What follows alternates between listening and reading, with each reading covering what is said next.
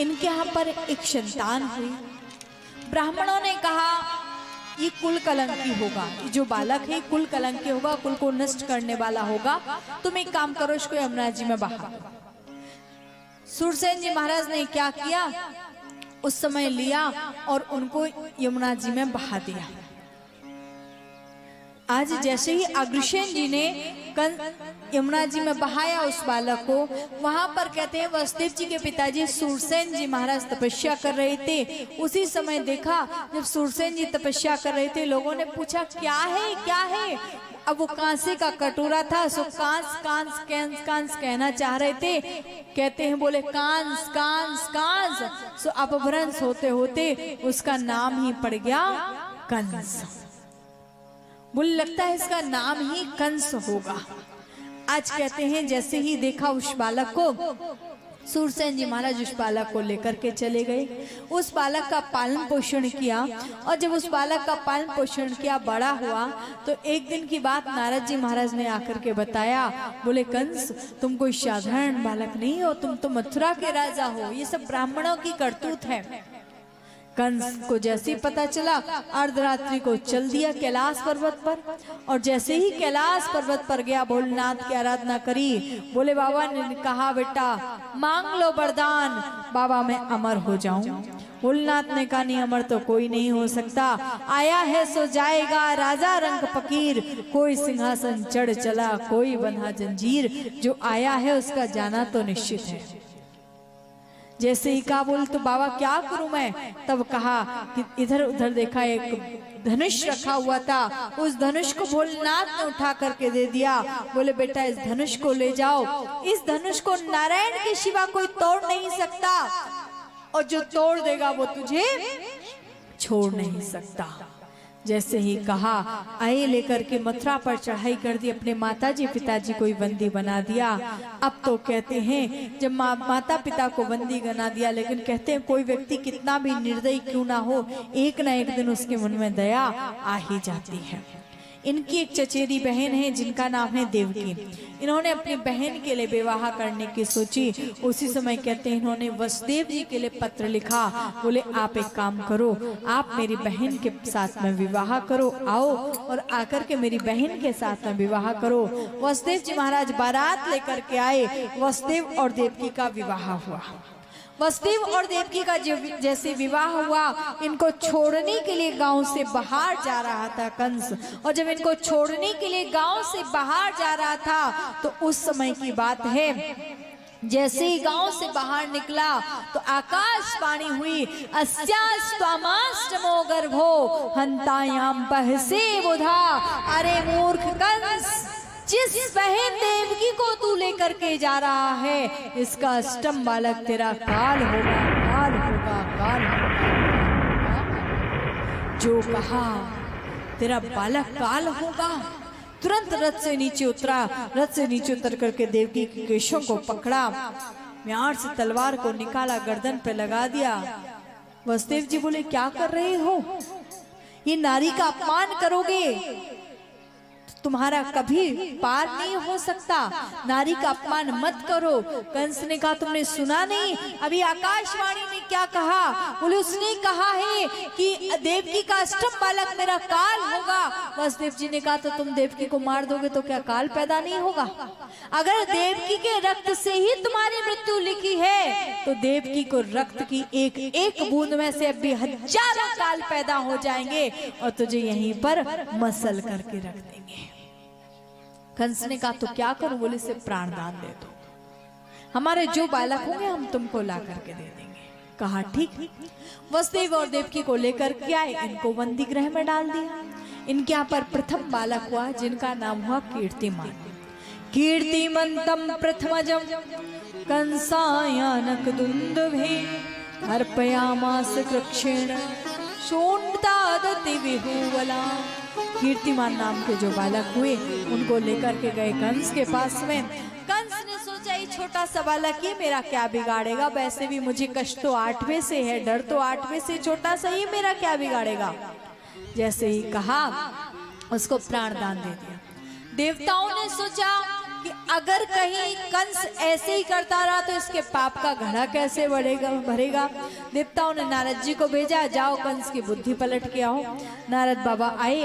नारद बाबा ने कंस से कहा, हमने सुना है तुमने देवकी के प्रथम बालक को छोड़ दिया। बोले हाँ। बोले क्यों? बोले क्योंकि मुझे कष्ट तो 8वें से है ना, डर तो 8वें से, वो तो पहला है, छोटा सा बालक, मेरा क्या बिगाड़ेगा। बोले तुम देवताओं की भाषा नहीं समझते हो। देवताओं की भाषा कैसी होती है? कंस ने कहा। नारद बाबा बोले बताओ कितनी उंगलियां हैं? बोले 5। 5 में कौन सी? बोले ये वाली। बोले ये नहीं, ये है। बोले कैसे? बोले 1 2 3 4 5। 5 में कौन सी? बोले ये वाली। बोले ये नहीं, ये है। बोले कैसे? बोले 1 2 3 4 5। इस भाषा से तो कोई भी 5वीं हो जाएगी, कोई भी पहली हो जाएगी। बोले बस ऐसी ही देवताओं की भाषा होती है, कोई भी पहला हो जाएगा और कोई भी 8वां हो जाएगा। जैसे ही कहा आज आए और आकर के अब तो कंस गया देवकी के पास में, उस बालक को छीनने लगा। देवकी रुदन करने लगी, भैया यदि मारना था तो पहले ही मार देते, क्यों मुझे मेरे बालक को हृदय से लगाने दिया। आज जैसे ही देखा कंस ने एक ना सुनी, बालक को छीना, ऊपर उछाला, नीचे से तलवार लगा दी, उस बालक के 2 टुकड़े हो गए। कौन कहे 2 3 4 5 6 बालकों का प्राणांत कर दिया। 7वें बालक के रूप में साक्षात शेषनाग जी आए। भगवान ने योग माया के द्वारा गर्भ को खींचा और मैया रोहिणी के गर्भ में प्रवेश करवाया। अब भगवान कृष्ण के आने का समय हो गया। कहते हैं भगवान कृष्ण के आने का जैसे ही समय हुआ, मैया देव की बैठ गई, आंखों में आंसू थे। माँ कह रही थी परमात्मा या तो आप मुझे बालक मत देना, और प्रभु आना है तो आप स्वयं ही आना। और कौन कहे माँ की पुकार को भगवान ने सुना। मैया देवकी ने अष्टम गर्भ धारण किया। समय बीतता चला गया। समय बीतते बीतते भादों का महीना आ गया, और जो भादों का महीना आया, मैया देवकी बैठी हुई थी, चारों तरफ अंधेरा ही अंधेरा हो गया। बदल गरज रहे थे, बिजली कड़क रही थी। माँ डरने लगी कि अब ना जाने क्या होने वाला है। चारों तरफ घनघोर बारिश हो रही थी, और उसी समय भादों के महीने में अष्टमी तिथि के दिन मेरे बाल कृष्ण लाल का मैया देवकी के गर्भ से प्राकट हो गया। बोले वाले कृष्ण लाल की। जो ही आज देखा माने भगवान चतुर्भुज स्वरूप में प्रकट हुए। माँ बोली बेटा एक बात बताओ, तुम मेरे बेटा बन के आए हो कि मेरे बाप बन के आए हो? भगवान बोले मैया आया तो तेरो बेटा ही बन के हूँ। मैया बोली बेटा बन के आए हो ना, तो बेटा जब जन्म लेवे तो का तुम्हारी तरह पूरे 6 फुट को खड़ो है जावे।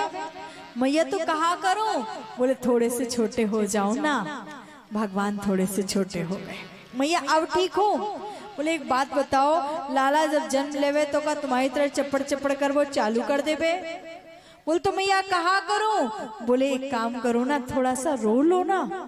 भगवान बोले मैया कहा बताऊं, अब तक जितने अवतार भये काहू में भी मोको रोवी की आवश्यकता ही न पड़ी, तो मैया रोवो तो मोको आवे ही ना है। मैया बोली धारी के तो रोवो ना आवे। बोल ना मैया। मैया बोली अच्छा चल मैं तो को रोवो सिखा दे रही हूँ। मैया रोना चाहती थी, तब तक भगवान बोले मैया मैया मैया मैया मैया रुकियो। मैया बोली कहा भयो? अरे मैया 2-4 तरीका रोवे के मोकू आवे, तू कह तो मैं रो के बता दो। मैया बोली दारी के का रोवे के कछु तरीका होवे। अब तो भगवान कृष्ण रोने लगे, और इतना मीठा रोए भगवान कि अब तो मैया देखती जा रही हैं। और मैया कहती कन्हैया तो को देख के तो जे लगे बस तू रोते ही जा। पर भगवान बोले मैया रोऊंगो, लेकिन बात से पहले मेरी बात सुनो। बोले कहा? मैया तुम एक काम करो, बाबा से कहना बाबा मुझे यहाँ से गोकुल गांव लेकर के जाएंगे। वहाँ पर लाली होगी नंद बाबा के यहाँ पर, और वहाँ से लाली को लेकर के आएंगे। और बड़े दिव्य ढंग से वहाँ से जब लाली को लेकर के आएंगे, कंस आएगा, उनको मारना चाहेगा लेकिन मार नहीं पाएगा। मैया बोली बेटा कैसे लेकर के जाएंगे? ये बड़े बड़े ताले पड़े हैं, कि बेड़ियां लगी हैं, हथकड़ियां लगी हैं, बेटा हम कैसे लेकर के जाएंगे। भगवान ने कहा चिंता मत करो, ये सब अपने आप खुल जाएंगे। और अब तो वसुदेव जी महाराज ने क्या किया, एक डलिया में मेरे कन्हैया को बिठाला, एक डलिया में मेरे कृष्ण को बिठाला, और भगवान कृष्ण को बिठाल करके श्री वसुदेव जी महाराज ने जो ही अपने सर पर भगवान को लिया, अपने आप हथकड़ियां खुल गई, अपने आप बेड़ियां टूट गई, सारे ताले टूट गए, और वसुदेव जी महाराज भगवान कृष्ण को लेकर के चलने लगे।